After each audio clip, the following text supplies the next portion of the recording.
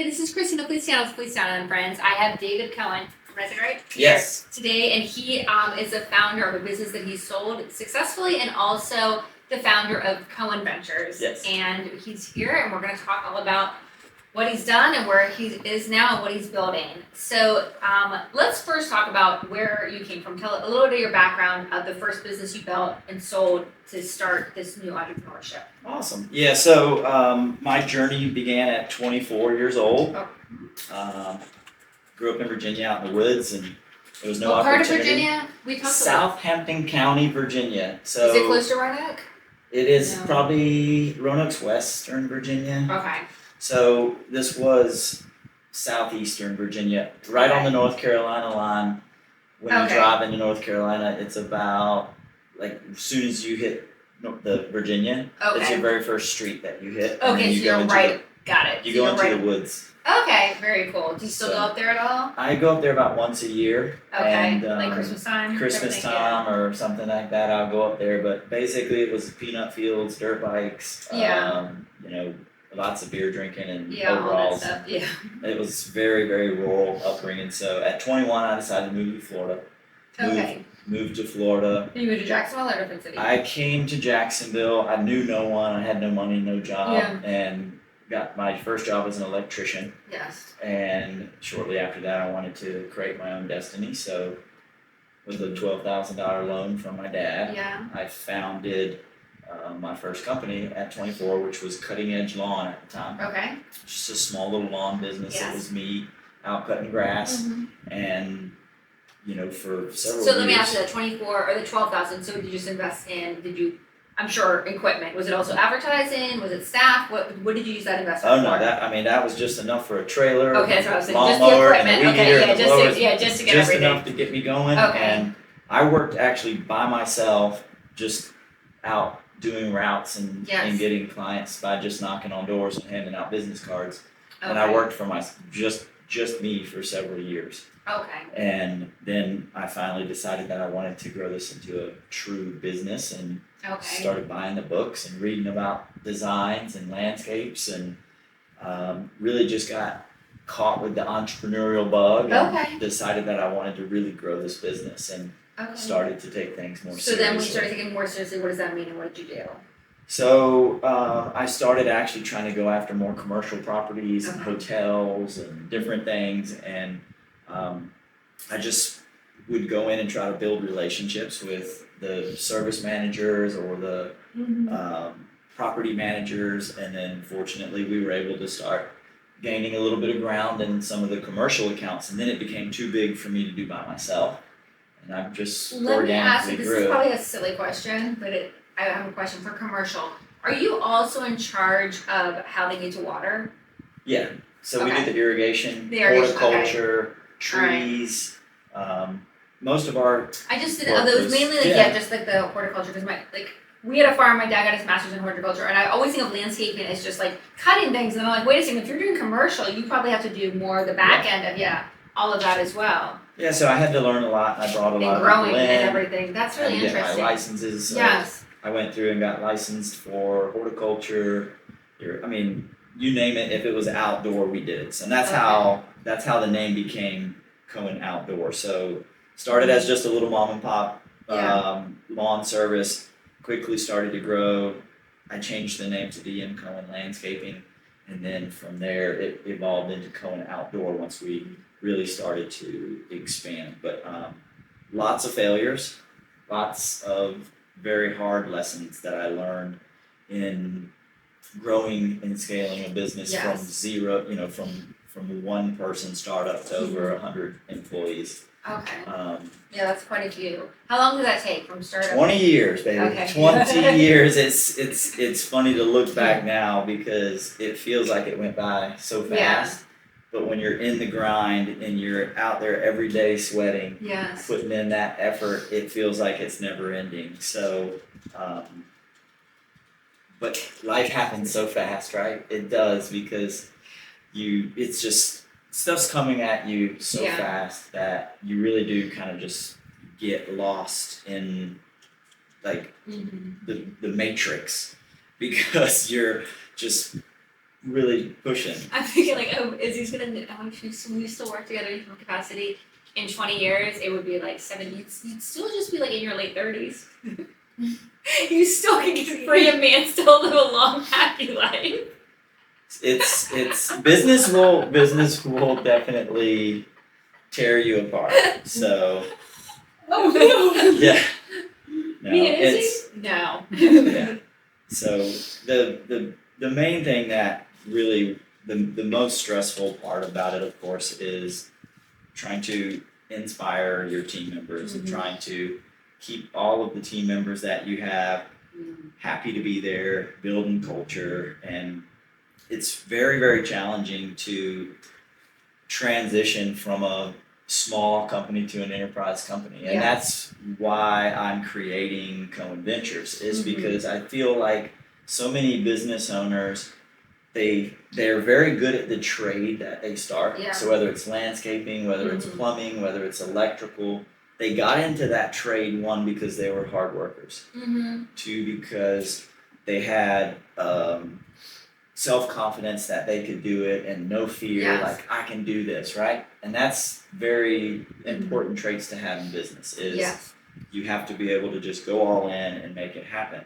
But I think what happens is a founder is, as he starts to grow the business and it starts to become more than just him and a few guys, now they have to talk about bringing in somebody in the office to do the payroll. They have to start bringing in, maybe a mechanic to do the repairs because they can't keep up with the repairs. And then now they have to start talking about building out a management team where they're bringing in managers. And I think that a lot of owners hit a ceiling at about 2 to 3 million, and it takes someone to really kind of help them understand the structure to get to about 5 million. Once you get to 5 million, now you have another stepping stone to try to get to 6 or 7. Okay.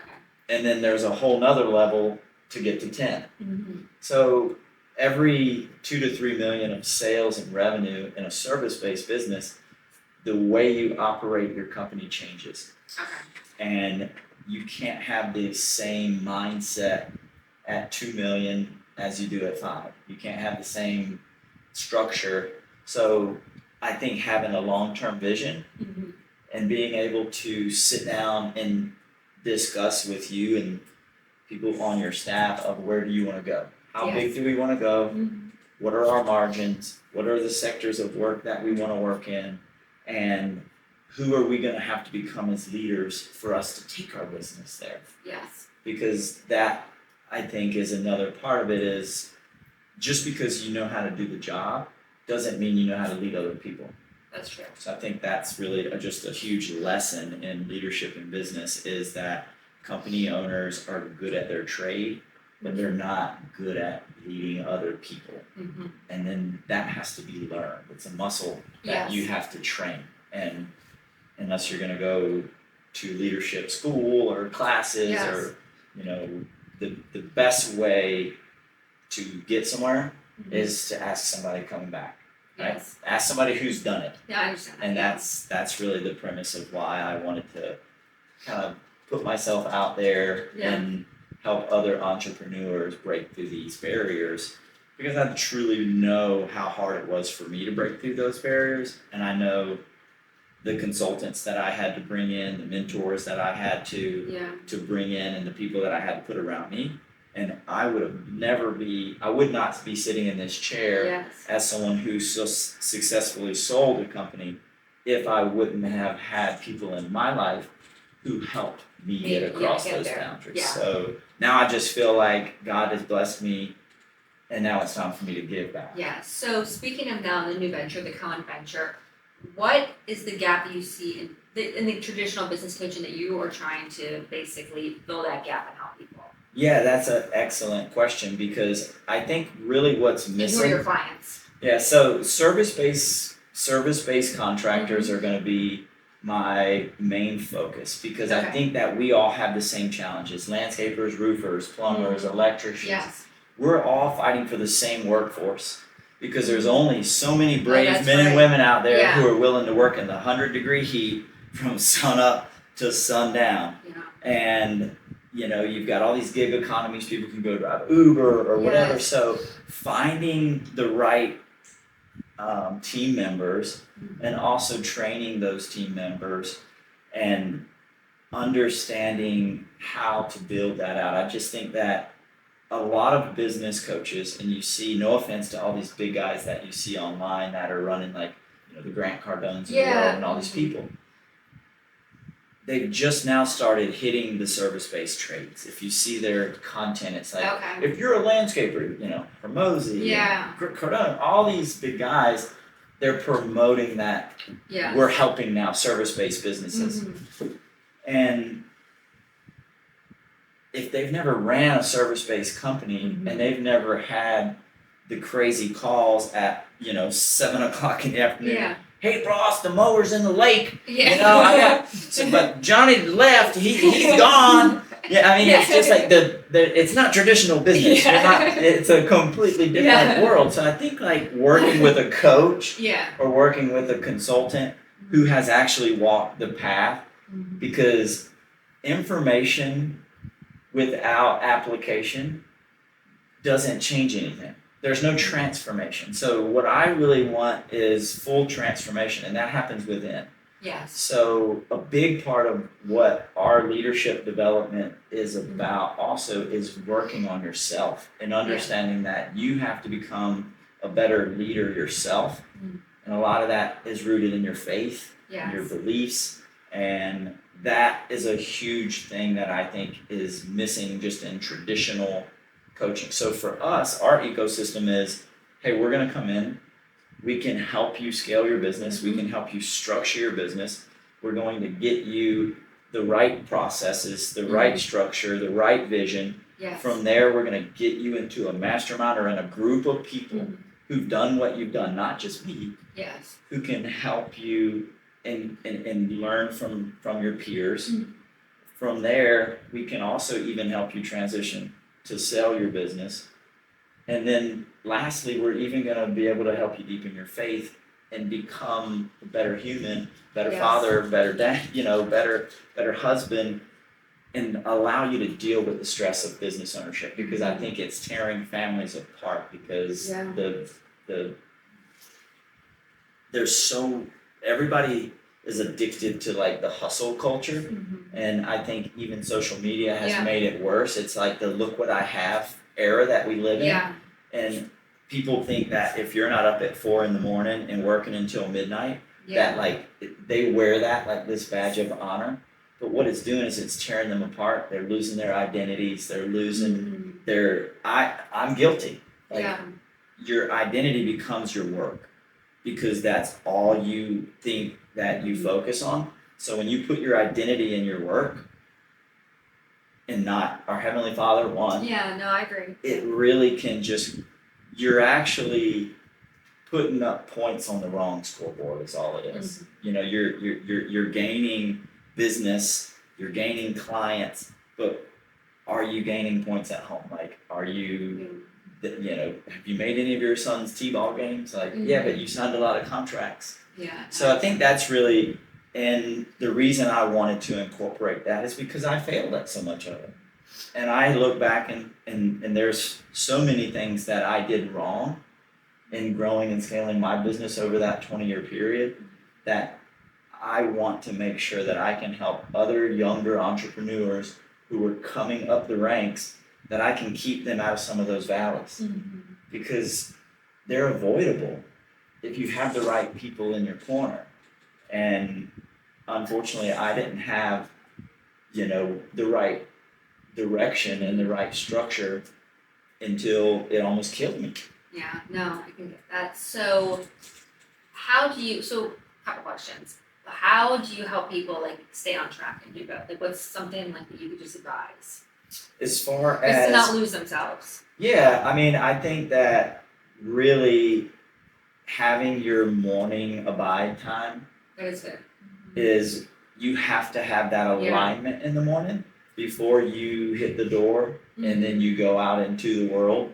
Like Yes. for me, I'm fortunate enough to have about an hour to 2 hours before I have to schedule my first meeting or my first call. I know not everybody has 2 hours, Yes. but go to bed 30 or 40 minutes earlier. Get up 30 to 45 minutes or an hour before your family or anybody else is up in your house, and sit down, read a devotional, read some scripture, journal for a few minutes, decide what you want to do that day, focus on gratitude, and just be thankful for everything that you have, because you can't be like thankful and stressed at the same time. So we're all under a humongous weight and pressure at our jobs and at our things. So for me, that morning routine is one way that helps me stay focused and stay grounded. And then I try to do the same thing in the afternoon at night, where put your phone away at least 30 minutes before and read a book, or meditate a little bit, make sure you're saying your prayers morning and night. And other than that, really just having a circle, a band of brothers or a band of sisters, right? Yes. You have to have people that you can count on, that you can call when you need, That's true. to really have that good strength around you. And having at least, I know at church they call them your mat carriers, right? So I go to 1122 and Jody. So does Izzy. I do prison ministry with them.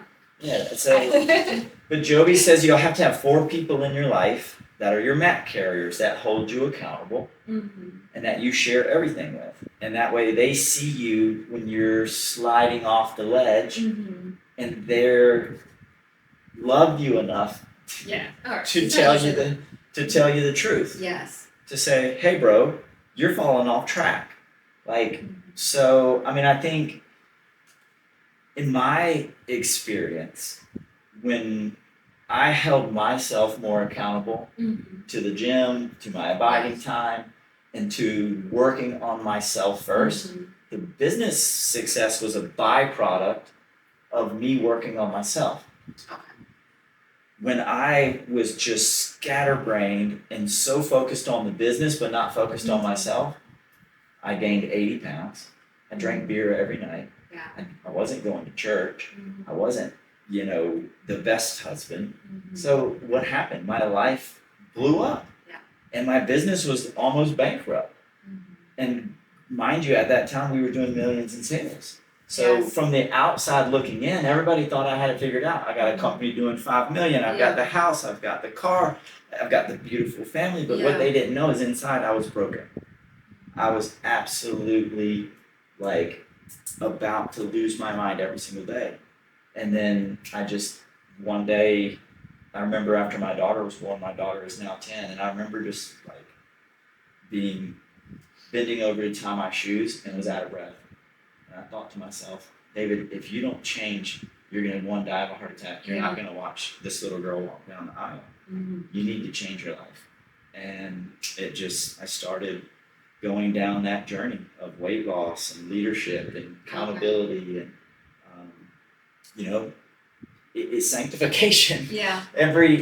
Slowly improving little areas of your life, from the music you listen to the people you hang around. And guess what? You're not going to have, you're going to get to a certain place when you've got a certain amount of people that you love and care about you, that are your 4 or 5 people. Everybody else are kind of just associates. They're not allowed in your circle. Yes. Unless they're a trusted advisor. You know what I mean? So yeah, that's good. So then, so your crew of men, are they through the church, or are they just friends you've had for a long time? Who's your kind of circle? Yeah. I hate to name them, but they're most of my circle are guys that I serve with. Okay. I've got several guys from church, and I have mentors now that I've And what do you do at 1122? How do you serve there? I serve in the parking lot. It's so funny, I fly the drone. Okay. So I try to count parking places. Oh, okay, that's It's cool. oddly enough, people don't even realize that you do that. So we Oh, wow. we try to count how many spots are in a row, and then we have to count how many cars are coming into that lane, so we know when to block off Oh, each individual lane, and then we know when to tell people to go to Publix and park, and then the lot's full. And so okay. it's kind of a Yeah. logistical little production that I help them out Yeah. with from time to time, and That's cool. so that Yeah. I've been doing for quite some time, and one of the Did you like get it taught by somebody, or did you think of doing it? they just said, "Hey, our drone guy's no longer here. Do you know how to fly a drone?" And I'm like, "Sure, Okay. I'll do it." Yeah. And they kind of just put me in wherever they need me. They're just like, Okay. the That's the parking lot team is very laid back. Okay, that's cool. Everybody kind of knows what posts that they can man. And how many people are on the things. parking lot team? Holy cow. I don't know fully. I mean, I know that we'll probably have like 10 to 12 every Sunday, but I'd Okay. imagine for Thursday service, Yeah. if you were to add in all the Thursday, probably 30, 40 people, Wow, that's like a lot. just to help people park cars. It's really Oh, that's cool. That's Yeah. neat. 100%. And then, how do you define success? And has your definition changed as you journey from entrepreneur to coach? Like, how do you define success? Yeah, so I think that my definition of success has 100% changed. Okay. I think, of course, when I was younger and in my 20s, of course, success meant the house, the cars, the Yes. wealth, the financial success. And I also thought success was the size of your business and how many people know you. And, there's a difference between like material thing, like Okay. success, and then success of your business. But as I started to really get into understanding business more, Mm-hmm. I think that the true definition of a success is like the legacy that you leave behind. How many people that worked for you did you change their lives? Mm-hmm. Like, did they become better because Like in a they positive knew you? way. In a positive Yeah. way, yes. So that became really kind of the driving force behind my last few years before our company was acquired. Was I really enjoyed pouring into other people, and I really enjoyed the mentoring aspect of leadership. We used to go to a lot of conferences. We used to meet all of our team every year, and we used to do what we called our like strategic planning event. Mm-hmm. And we just knew each other on a very deep level. Yes. And I try not to use the word we're a family, because business is business. Yes. And guess what? We're gonna hold you accountable. Mm-hmm. And we had a very, very close relationship with all of our management Mhm. and our team. But the level of success is, how are you impacting the people that you have in your organization, Yes. and how are you impacting your community, Okay. and what legacy is that going to leave behind? So money, there's no amount of money that's going to fill the tank. Yes. But what fills the tank is the impact that you make in other people's lives. And that is rooted in us because we're created to do that. And I think the more we are in alignment with how God created us to serve and to Yes. give and to put others' needs above ourselves. So there became a point in my career when it just really wasn't about me, and it was after my divorce. Mhm. So after the divorce, I really, really got involved in church and the care team, and Mhm. I really just started to feel like God's love.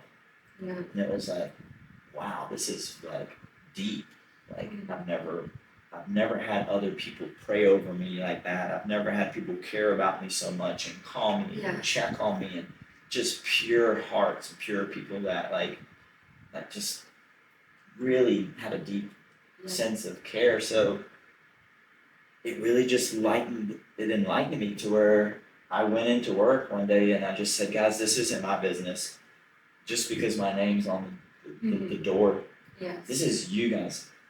you guys and girls are what make this business special. You make everything happen. And we started building incentive programs. We started putting in different policies and procedures that gave more ownership. Yes. And I stopped micromanaging people. Mm-hmm. And I started just encouraging them. Yes. Even when they made mistakes, like, that's okay. Like, you're not, you have to hold them accountable, but it was more of a lesson of teaching. Yes. You know, and it's helped me become a better parent. It's helped me become a better leader. And our company skyrocketed after that transition of leadership to where it wasn't always just about the numbers. Mm-hmm. It was about the culture that we're building, and it was about the impact that we were making in our community. And that really was the biggest transformation for me in business, was shifting from what's in it for me to how you can help other people. To how can I help other people. And how long ago did that transformation happen for you? That was about 4 years ago, when it was just really apparent that I had to take the flashlight off of me and turn it out toward everybody else. In your opinion, what separates business owners from those that really grow successful business to those that burn out or plateau? What does the successful that keep on going versus the burnout or plateau? So the owners that burn out, they never learn how to trust their team. Okay. And they never learn how to bring in the right team and put a lot of the decisions and the pressure on their team instead of the owner. Okay. Because the way I used to explain it to my employees was imagine you're holding a ball, right? And I know Joe talks about the beach ball pushing under the water method, but let's say your business is this huge boulder and you're the owner and you've got you holding all the weight and you've got 3 people standing over here and they're just like this. They just got one finger on it. Well, that's how most business owners operate because they think that all the decisions have to go through them. They want to be the one who, everything has to run across their desk. No, you can't buy that or you can't do that. That I gotta approve it. We're not spending one red dollar unless I know about it kind of mindset, right? No one else has very much authority. Everything is being told what to do. And they're not allowing each person that works at their organization to lead it the way maybe they want to lead it. So the owner has to learn how to be humble enough, look himself in the mirror and say, hey, this is on you guys. You guys figure it out. And just allow them to fail if they fail and allow them to learn. And I know off camera we talked about failing our way to success. Yes. And I think that that's a huge lesson is you can learn your way to success. Failing your way to success and learning your way to the success is the same thing because we learn from our failures. So if you're constantly telling everyone how to do their job and exactly how you want to do it, and in your mind you think it's processes and procedures and protocol, you're just militant. We're not the military. Yes. We're a company that services other people's things. It's not my way or the highway. It's this guy might have a better idea. Yeah. Let him try it his way, and if it fails, come back and talk about it. But don't just so I think that's what holds a lot of business owners back to answer that question is they get stuck because they are the bottleneck and they are trying to make all the decisions. Yeah. And owners who bring in team members, train them in the correct processes and procedures, hold to their core values, and then let that person go and lead themselves. Yeah. Then you can get more scalability because now as the owner, your time has been freed up to now go empower more people, to go to more events or to build more relationships. I think that the main job of a CEO or an owner is really truly just building relationships internally and externally with your clients and in your community. And then my term for CEO is Chief Encouragement Officer, not Chief Executive Officer. You need to be the cheerleader for your company and cheering them on and just really recognizing people, Yes. caring for people, and being positive, putting on a smile. And like when I talk about all these failures and all these hard times, like when I went through the divorce, like it was a huge financial setback. Yes. But I still had to show up every day. Even though I lost my house, I'm separated from my children, I'm living in a little rental apartment. It's like, the floors are cracked up, it's a mess. I lost my whole lifestyle, I'm paying out all this money, and but I still had to show up. I still had to put on a smile, I still had to be a leader, and I still had to encourage all the people that were in my care. Yes. And I think I gained a lot of respect from my employees when they watched me go through that pain, and they saw how I showed up. Yes. And then they all wanted to rally around me. So go back to that ball. Now I got 20 people holding it. Yes. Doesn't weigh that much anymore because you've got 20 people all supporting the weight of the business, not just one owner and a few fingers. Yeah, that's a good story. What's the biggest lessons God's taught you through building your own business and making others? Wow. The biggest lesson that God has taught me. I would say patience is definitely a huge lesson, is that know that things are going to take time, that there is no magic wand to, when there's issues, things are going to take a lot of time and a lot of effort. Yes. And I think the other huge lesson is it's just not all about you. It's really, truly about other people, and it's that kind of goes back to earlier when I mentioned like that light bulb moment for me, that spark or that ignition was God just kind of, it hit my heart where it was like, it's not all about you, David. This isn't the David show. This is like a company ran by qualified men and women that need to, you need to let them lead. Yes. So, releasing control. Surrendering. Surrender. Yes. That's it. Yeah, surrender. Surrender. Yes. Can you share a client transformation or coaching breakthrough that reminded you of why you work, or something that you're like, this is why I do it? Yeah, I mean, I have, we are really just getting this kicked off, and I have a few people that I've been kind of mentoring over the last few months because, of course, it's been February is when I really started creating this venture. Okay. So it's only been, 4 months? Yes, So we'll be live hopefully next week. So our website, davidkoehnofficial.com, will be live next week, and we will be, really. And how much? You don't have to give them monetary, but was it like? Did you sell your sold your company for a lot of money? Yeah. Okay.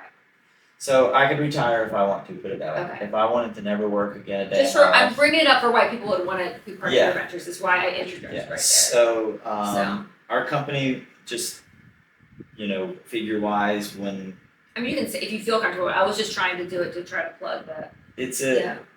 Our company was doing over $10 million in revenue, Yes. and our exit was over 8 figures. Okay, that's really amazing. So, Congratulations.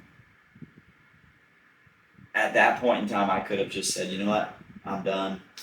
I don't need to work ever again. I know, but then men don't have a purpose and they feel depressed. But then you feel exactly. so you don't have a purpose. So essentially, when I decided that I wanted to mentor people, and I wanted to really help other business owners, it was simply because the fulfillment that I got from helping build the team that I built after I sold the business, I'll be completely honest, the money didn't change anything.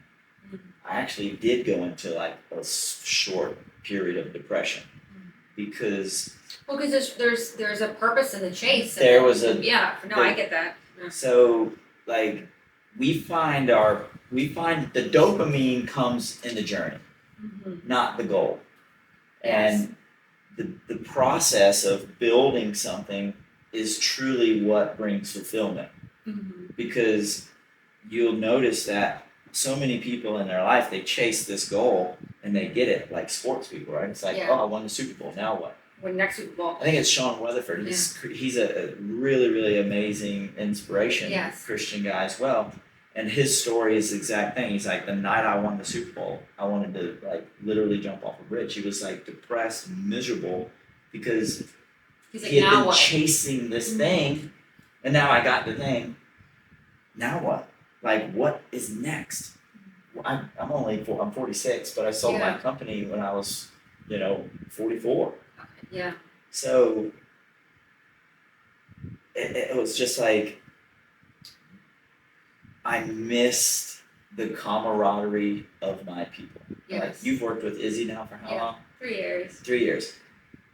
Some of my employees, I had one employee who was with me 16 years. So imagine you and Izzy been together for 16 years doing this thing. And imagine now you've got 100 people. You're not in this little office. Yeah. You've got a downtown, 3 stories. You've got 100 people. You guys are just like, she's your right-hand gal. She's the COO. You're the CEO. You guys are crushing it. You're doing millions in sales. And then somebody comes and offers you this big check, and you take the deal, and then you walk out the door, and you're like, oh no, I hope they're taking care of my people. I hope they're taking care of Izzy.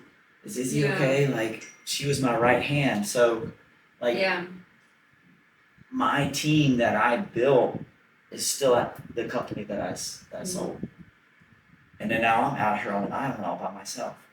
So it was depressive because I'm like, wow, I have the financial resources. So I really had to do some self-reflection. What about having the business was fulfilling? And I learned that the most fulfilling thing about me being the owner of that company was how many people in my organization that I was able to help. We helped so many people get through hard times. We would pray for them. We would give them, whether it was short-term loans or, I've paid for people's college tuition. I've bought people cars. Like, the craziest things that you can think of, I've just done out of the kindness of my heart. And those moments were really the highest level of fulfillment. And that's why Koehn Ventures was born, because it just hit me like, I really miss mentoring people. I love watching people become better versions of themselves. So let me create a new company where I can help as many people as we can become better business owners, better dads, just better people in the community who are giving more and serving more. Better moms, there's some better entrepreneurs moms, that are women out there too. Yes, no, the both sides. Sorry. No, you're good. Dude-based industry now, but no, it's so true. Like, I want to help as many people as I can, men and women, to become better at what they do and not lose themselves in the process. It's like you can gain the world, but at what price? No, I agree with that 100%. And if you lose your marriage and you lose your family and you lose all of these things to try to gain financial status, you have gained absolutely nothing. So my goal with this venture is to try to make sure that we are not only helping the business grow, we're helping the owner grow, become a better person, and not only build the business, but build the man or the woman behind the business. And we know that in order to do that, you're going to have to be rooted in your faith, which is the call to counsel, resources for faith-driven application to your business. And then Koehn Ventures Enterprise Builder is going to be the business part of it. We'll help you build it from, into an enterprise level business, and we can help you find a buyer and help you sell it. That's awesome. I love that. So, where do you see yourself? So I asked everyone the same question. It talks about in Psalms, a man without a vision perishes. What's your 5-year vision for Koehn Ventures? Ooh, it's huge, actually. So I've always been a very visionary person. So our goal really is to transform the lives of millions of entrepreneurs, not thousands, millions of people. So I truly believe that we will build out a one of a kind training and scaling company that helps business Like owners. acquisition company? Or you want to be an acquisition company, or are you trying to just be the broker? I'm trying to help people get their companies to a point where they can exit. Okay. And our mastermind group will become an exit incubator. And what I mean by that is like, so it will be acquisition then. There will be people who want to get into the mastermind group because they're gonna know that our enterprise builder mastermind group is gonna have so many high level service company entrepreneurs in there that people who buy companies are gonna be kicking down the door trying to get in to build relationships. Okay. Because we're building strong men and women with faith that are scaling their businesses, and we're going to create a powerhouse where. Is it kind of like a Hormozy but more faith driven? Yeah. Okay. Exactly. So what they've done. Yes. And I think that the faith element of that is missing. Yeah. It's just you can teach somebody how to make all this money, but if they're a bad person, who wants to do business with them? Yeah. I also think that with AI, the AI is growing faster than all of us even can realize. That most online coaches, I would say within the next 12 to 24 months, are going to all be fake. They're going to just all be AI generated versions of that person. Mm-hmm. I think that the differentiator is that, for one, you're never going to want to take AI advice on your faith. Right. Unless somebody has downloaded the program, which I have, and I can share with you. It's I have a humongous amount of code that you can drop into Claude or chat. And try to make it a little more faith-driven. That says, anytime that I ask you a question about scripture, use this feedback. You know what I mean? So it's programming the AI with the biblical principles that follow the Bible. And one of my mentors in Jacksonville, who runs the Abide program, which is a part of the Called Council. That's interesting.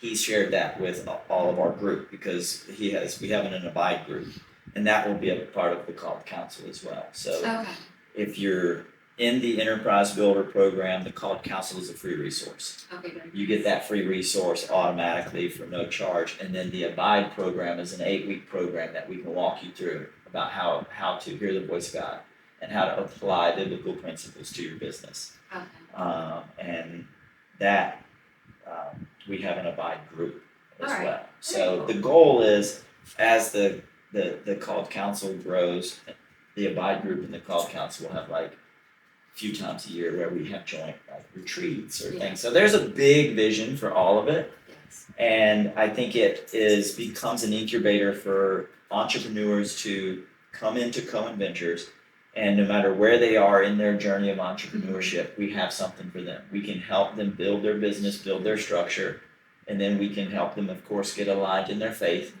and then we can help them exit or transition out of their business. And we'll have resources and tools that are going to help those particular owners who are going through a potential sale on how to really make sure that they're stewarding that well, because there's huge tax burdens on company owners that sell. There's a lot of ways that you can set up donor advised funds to donate to Christian organizations or nonprofits, and there's a lot of things that a lot of business owners don't know when it comes to selling a company for millions of dollars. Okay. And instead of sending a check to the IRS, wouldn't you like to be able to carve out some of that and give it to one of your favorite charities, or help people in the community who need help?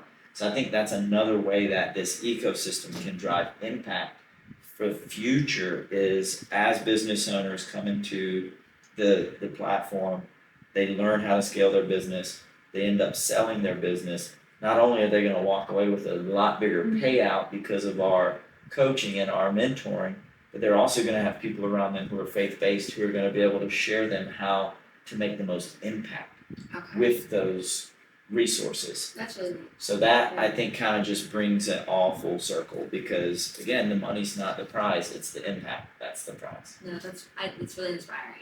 And the final question that I ask everyone is, what is a quote, scripture, saying that you either live by or that you just like? That's it's, easy. That's okay. an easy one. So and it's Romans 12:2. Don't be conformed to the patterns of this world. Be transformed by the renewing of your mind. I just get chill bumps when I say it because I went through so much adversity, Mm-hmm. and when you truly surrender and you just lay everything down and you realize that it's not your weight to carry, that is when your mind transforms.